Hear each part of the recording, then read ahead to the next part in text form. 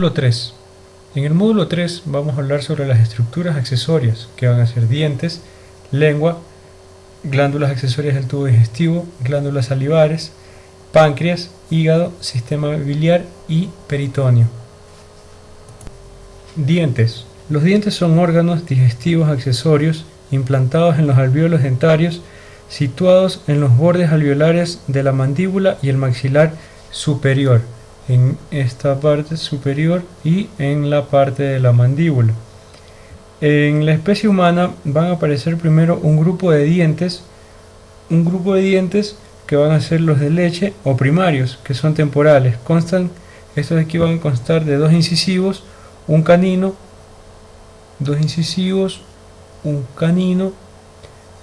dos molares en cada cuadrante. Hay 20 dientes de leche que comienzan a aparecer hacia el sexto mes de vida y se complementan al final del segundo año. Alrededor de los 5 años, los dientes permanentes sustituyen a los primarios y no se completan hasta después de los 20 años. La dentadura definitiva consta de 8 piezas en cada cuadrante. Van a ser 2 incisivos a cada lado, cada cuadrante, en total 4 incisivos, un canino a cada lado, 2 premolares y 3 molares en cada cuadrante superior e inferior, dando un total de 32 dientes. Funciones de los dientes van a ser la captura o sujeción del alimento, la división o separación de una parte del alimento antes de introducirlo en la boca, la masticación o conversión de las partículas grandes del alimento en otras más pequeñas. Las dos primeras funciones las realizan los incisivos y caninos porque tienen bordes cortantes. Los premolares y molares tienen amplias superficies planas, mastican el alimento. Los músculos masticadores trabajan juntos, pueden cerrar los incisivos con una fuerza de 25 kilogramos y los molares con una fuerza de 90 kilogramos. La fuerza de la mordida. La lengua. La lengua es un órgano digestivo accesorio que forma parte del suelo de la boca. La lengua está formada por músculos esqueléticos recubiertos por mucosa con un epitelio plano estratificado no queratinizado. Presenta un tabique medio que la va a dividir en dos mitades iguales, las cuales van a contener músculos que son extrínsecos e intrínsecos de igual forma en ambos lados. Los músculos intrínsecos van a modificar la forma y el tamaño de la lengua y la deglución, y los extrínsecos mueven la lengua de lado a lado y de adentro a afuera para acomodar el alimento durante la masticación, formar el bolo alimenticio y transportarlo hacia la parte posterior de la boca para deglutirlo. Las caras superior, dorsal y lateral de la lengua están cubiertas por papilas, en algunas las cuales hay receptores gustativos, mientras que en otras hay receptores al tacto. Vamos a tener papilas fungiformes, filiformes, papilas foliadas, papilas caliciformes que se van a encontrar en la B invertida cerca de la base de la lengua. Estas aquí van a ser para los sabores amargos. Según la región de la lengua se van a captar diferentes sabores. En la parte anterior, en el vértice de la lengua, van a estar las papilas para el sabor dulce, en las partes laterales para el sabor salado, en la parte lateral posterior para el sabor ácido y en la parte posterior, en la base de la lengua, en las papilas caliciformes, va a estar el sabor amargo. Glándulas salivales. La salivación es la secreción de saliva por las glándulas salivares, que en el ser humano es alrededor de 1 litro por día.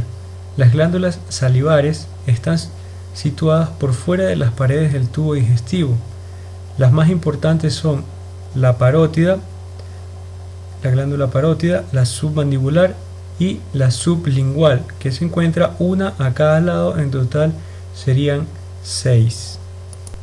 La secreción serosa contiene la amilasa salivar, una enzima utilizada para digerir el almidón, y la secreción de mucosa contiene mucoproteínas que dan a la saliva una consistencia pegajosa, moco, que sirve para lubricar.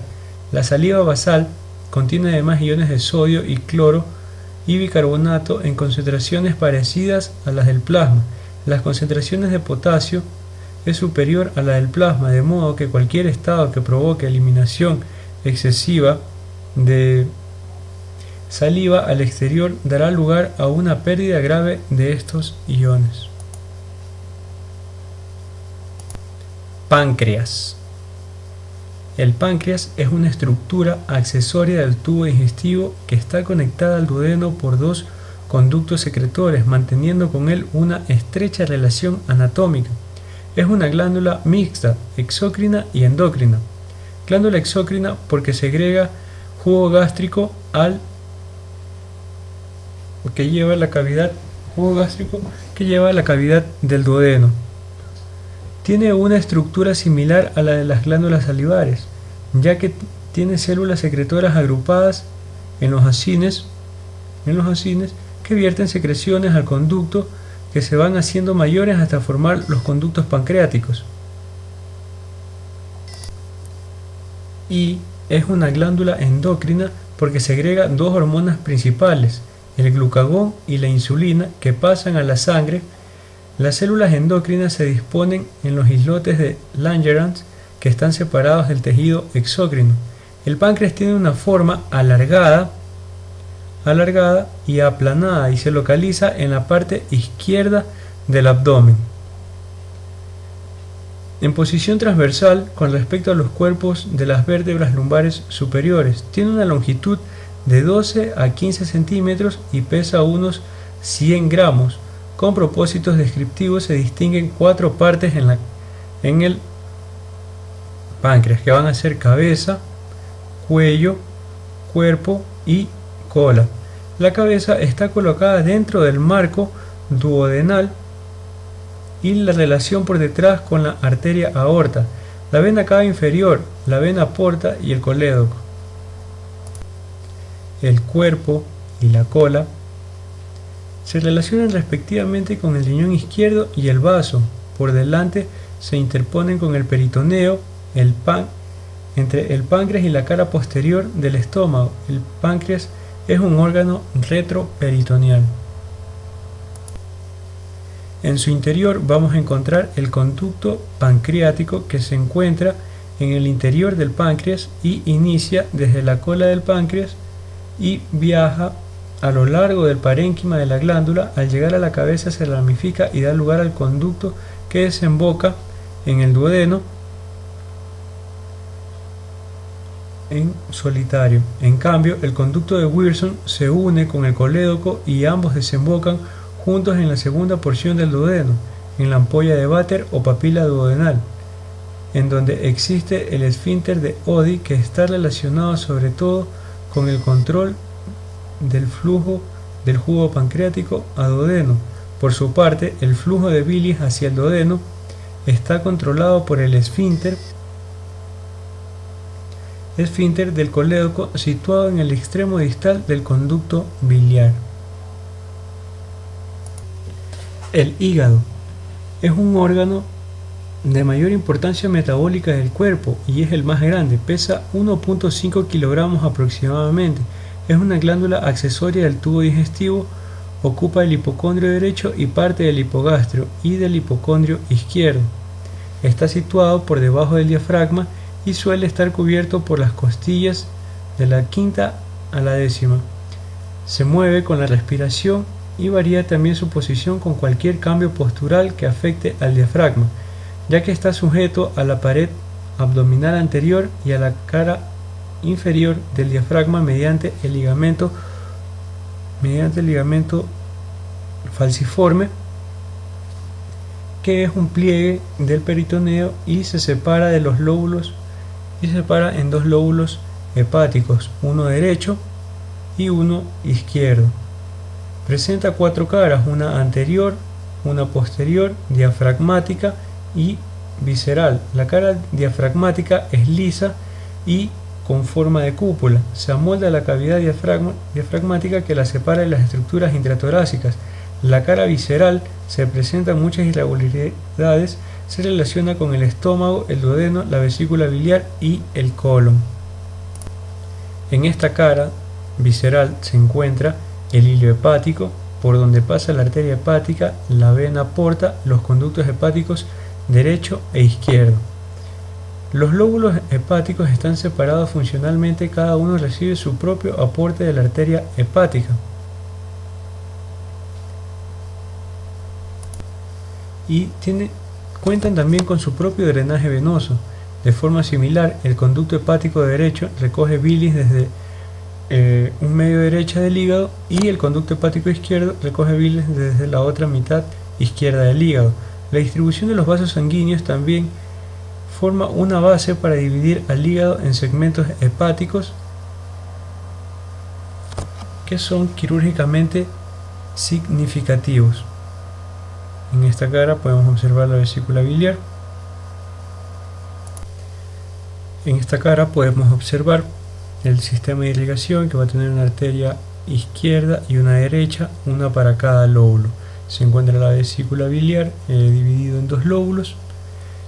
En esta imagen podemos observar cómo se encuentra dentro de la cavidad torácica y abdominal, relacionándose con el colon, vesícula, inferiormente, superiormente, músculo diafragma, anterior, costillas. Sistema biliar.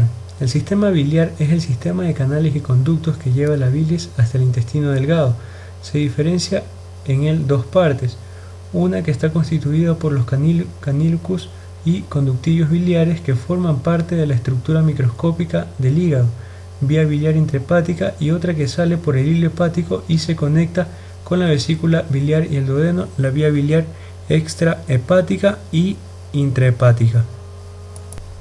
La vía biliar extrahepática comienza en cada uno de los conductos hepáticos derecho e izquierdo, que recogen la bilis de la mitad correspondiente del hígado, salen por el hilio. Después de dejar el hilio, los 2 conductos hepáticos se unen para formar un conducto hepático común de unos 4 centímetros de longitud que desciende y se une al conducto cístico procedente de la vesícula biliar para formar el conducto colédoco que tiene de 8 a 10 centímetros de longitud. El conducto colédoco desciende y pasa por detrás de la primera porción del duodeno y la cabeza del páncreas. Durante este recorrido entra en contacto con el conducto pancreático principal y desembocan juntos en la segunda porción del duodeno, en la ampolla de Vater o papila duodenal, en donde existe un esfínter, el esfínter de Oddi, que está relacionado sobre todo con el control del flujo de jugo pancreático al duodeno. Por su parte, el flujo de bilis hacia el duodeno está controlado por el esfínter colédoco situado en el extremo distal del conducto biliar. Cuando este esfínter se contrae, la bilis no puede entrar en el duodeno y entonces fluye por el conducto colédoco y el conducto cístico hasta la vesícula biliar, donde es almacenada. La vesícula biliar es un saco de paredes delgadas en forma de pera que se encuentra en una depresión en la cara visceral del hígado. Almacena bilis secretada por el hígado y en los intervalos entre las fases activas de la digestión y la concentra absorbiendo agua y electrolitos. Tiene una longitud de 7 a 10 centímetros, un diámetro de 4 centímetros y su capacidad de almacenar bilis es de unos 60 ml. Su conducto de salida es el conducto cístico, que se une con el conducto hepático común para formar el conducto colédoco. La mucosa del conducto cístico presenta un repliegue espiral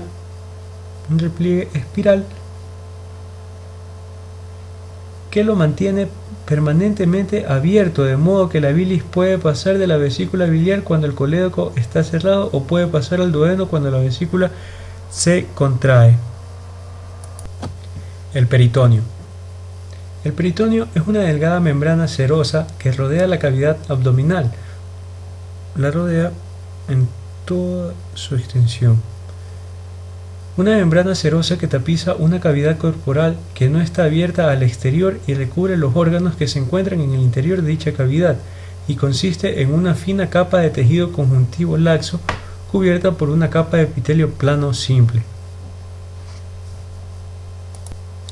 Como un tipo de epitelio simple, es una serosa que es siempre el mismo.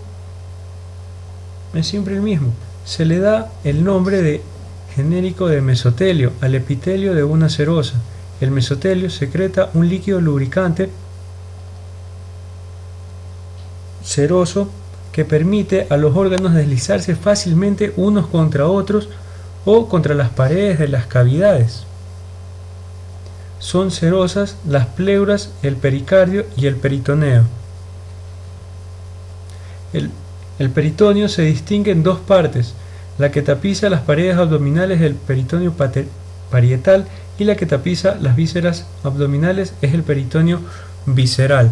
Peritoneo parietal, el que tapiza las paredes, y visceral, el que tapiza los órganos, los recubre. La capa visceral y parietal están separadas entre sí por una pequeña cantidad de líquido, el líquido peritoneal, para suavizar el movimiento de las vísceras. Algunas vísceras abdominales están casi totalmente revestidas por peritoneo visceral, como el estómago y el vaso.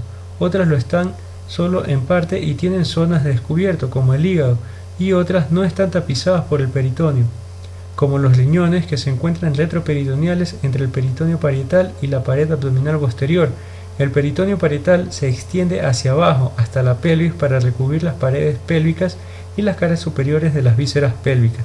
Se utilizan distintos términos para las partes del peritoneo que conectan unos órganos con otros a la pared abdominal. El mesenterio está formado por una doble capa de peritoneo visceral y parietal que encierra la parte o totalidad de una víscera, como sucede en el intestino delgado o en el mesenterio del estómago, el mesogastrio o el del colon transverso o el mesocolon transverso, y proporciona un medio para comunicación vascular entre el órgano y la pared abdominal, un epiplón. Un epiplón es una lámina ancha de peritoneo visceral que pasa del estómago a otro órgano abdominal. El epiplón mayor cuelga de la curvatura mayor del estómago y la parte proximal del duodeno. Después de descender, se repliega hacia atrás y se fija en la superficie anterior del colon transverso y su mesenterio. El epiplón menor conecta la curvatura menor del estómago a la parte proximal del duodeno y el hígado. En toda esta parte se comunican entre ellos y forman un puente por donde pueden pasar arterias y dar irrigación al mismo órgano.